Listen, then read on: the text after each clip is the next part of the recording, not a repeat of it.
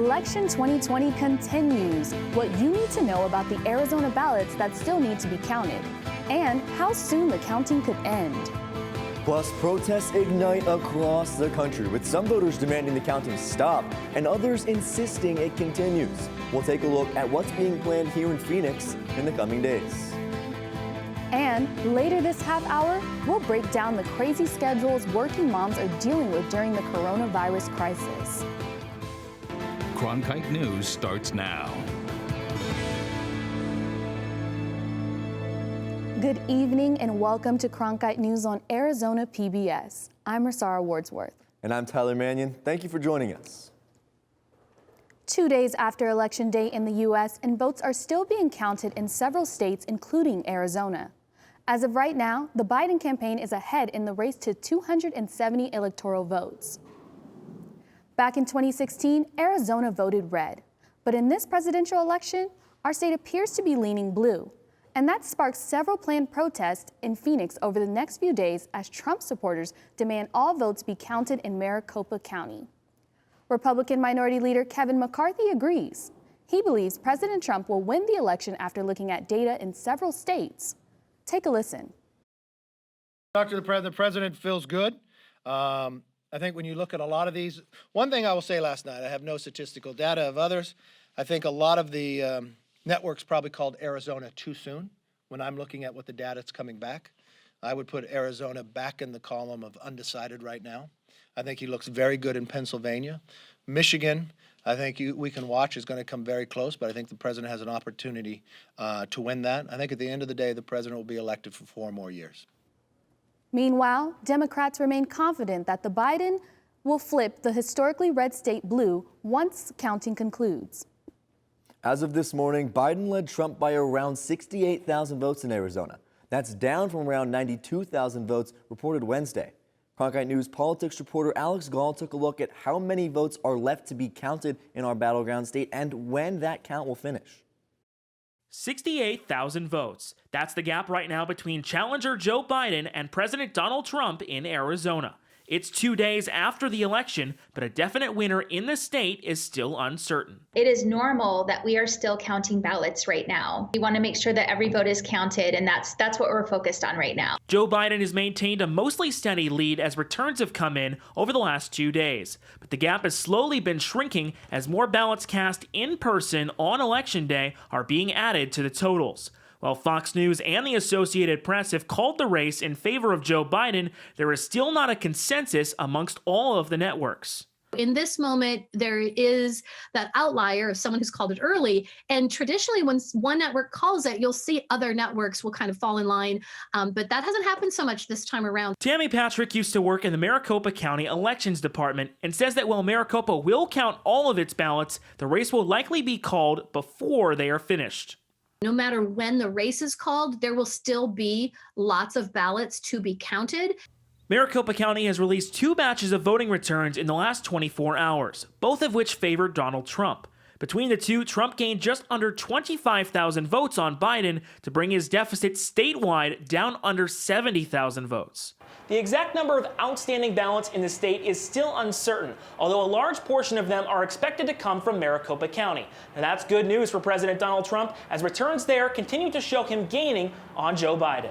Traditionally, there have been, tens of thousands of ballots that were still being processed, in the weeks following the election. So it really comes down to a question of when is the media comfortable projecting who the winner might be. Maricopa County is expected to release its newest batch of votes tonight at about 7 p.m., and results from other counties will trickle in as well. In Phoenix, Alex Gull, Cronkite News. USA! USA! USA! USA! This was the scene last night as a crowd of protesters gathered outside the counting center in Maricopa County. Some of them were armed. It was one of several demonstrations across the country. Another one took place this morning in front of Phoenix City Hall, where people were calling for every vote to be counted. Stop the cheat! Biden got beat! Stop the cheat! Biden got beat! We need to make sure we're taking our country back. And the only way to take our country back is with the silent majority that has started to come out into the vocal majority. A group of about 75 Trump supporters made sure their voices were heard outside Phoenix City Hall today. Are we accepting of all people? Yes! Are the Democrats racist? Yes! When they don't get their way, what do they call Trump supporters? Racist! A coordinator of the event, Jed Smith, has one thing on his mind. We want every vote to be counted, but we want to make sure that every vote is legally counted. And so, in terms of that, for like Arizona, we've seen the rise of the Sharpie issue, and things where some votes are being discounted. The message is clear. Protect our vote! Protect our vote! And so is the support. People came out from different demographics and ages, including 14-year-old Anthony Gallegos. Trump's gonna win. Trump has won.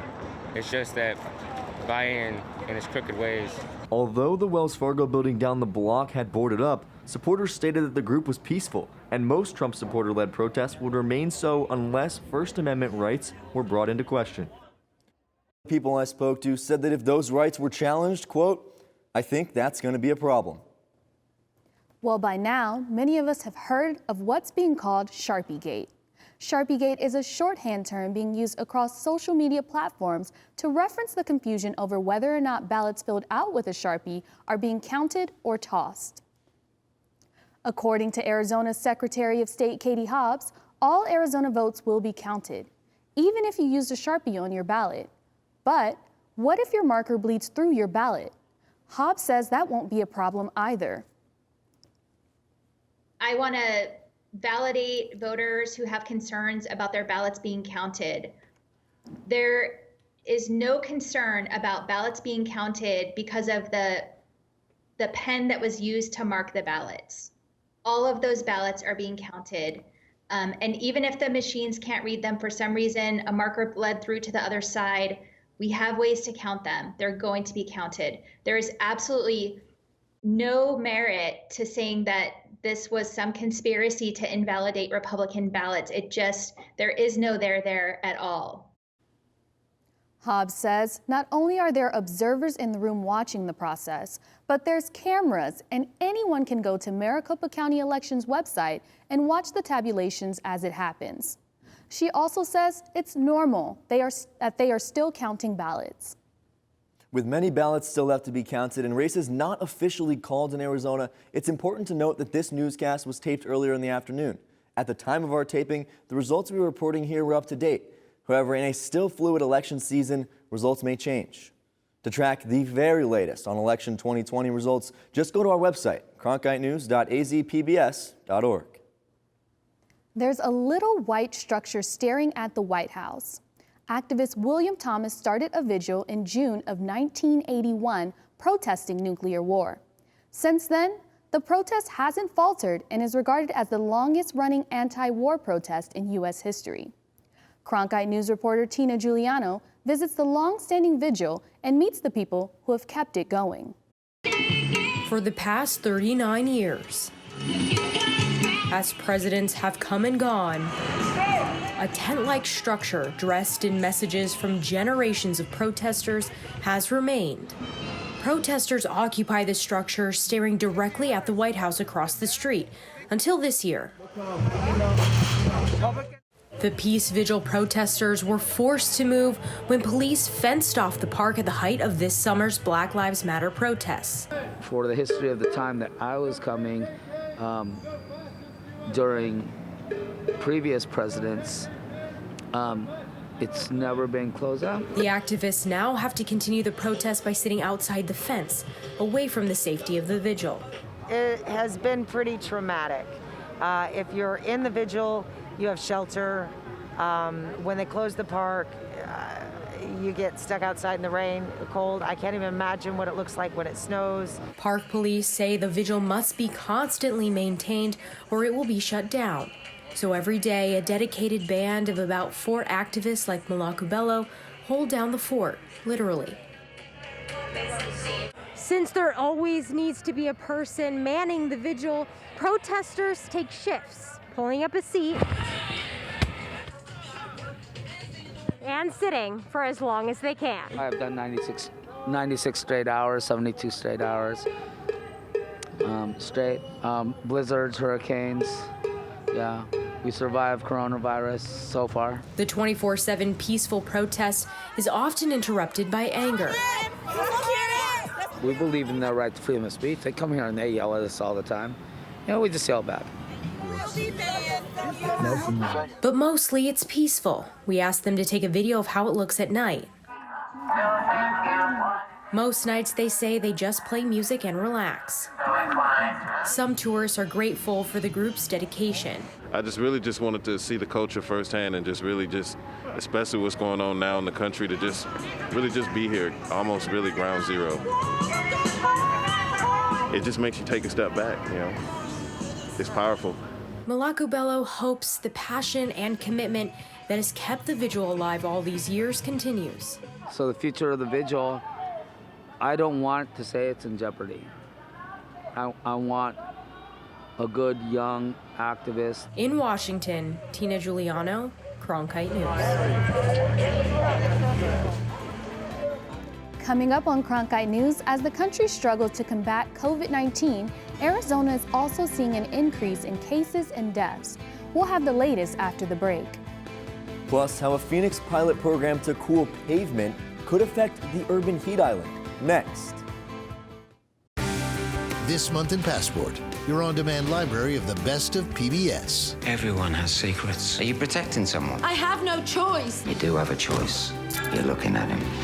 That's amazing. We could be standing on top of a T-Rex right now. Women demanded new space and pushed the boundaries of what being a lady means. These and other shows are available with Passport. Become a member of this PBS station, sign in, and start streaming today.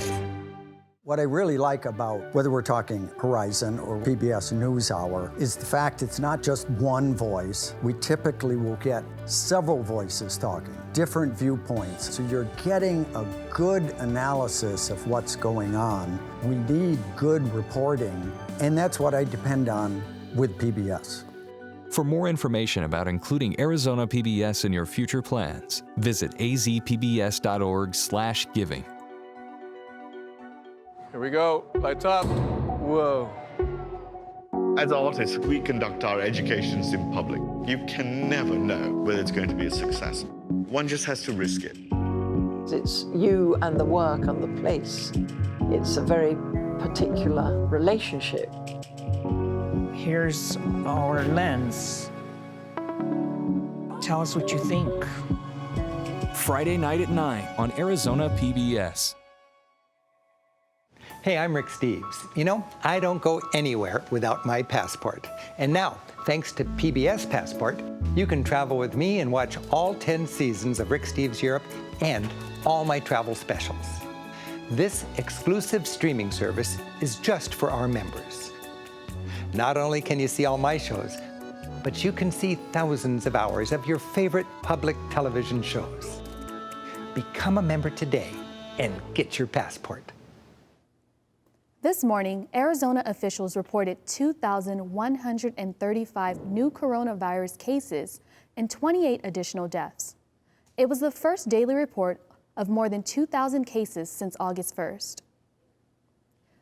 Today was also the first time the U.S. reached 6 figures, the highest amount of coronavirus infections the country has seen in a single day since the outbreak. This is an absolute killer, and we have got to stay on our toes. We've got to wear a mask. I mean, how big a deal is this when it really, really gets right down to it? The head of the Centers for Disease Control and Prevention tweeted, quote, "This is the time to develop a testing strategy to maximize our ability to identify the silent epidemic of asymptomatic COVID-19 infections." But some health experts say it's too late. Right now, the City of Phoenix and ASU are teaming up on a cool pavement pilot program. Melissa Zaremba explains how this could help combat our urban heat island. Back in August, the City of Phoenix launched a pilot program studying the use of cool pavement. They will be coating the road surface with a highly reflective seal so that more of the energy that hits the road during the day from the sun is actually reflected back into the atmosphere. So that means that the surface temperature of the road actually stays cooler than a regular asphalt road. The lighter color can help reduce the heat island effect, which is when the daily temperatures in urban areas can be about to 22 degrees hotter than temperatures measured in the suburbs. Also put some temperature sensors called eye buttons inside the pavement, inside the road surface, so that we can measure the temperature of the actual road and also see how, over time, the road is degrading faster or slower. Comparing the two pavements, looking at the traditional asphalt pavement could get up to 160 degrees Fahrenheit, which is hotter than Arizona's hottest days.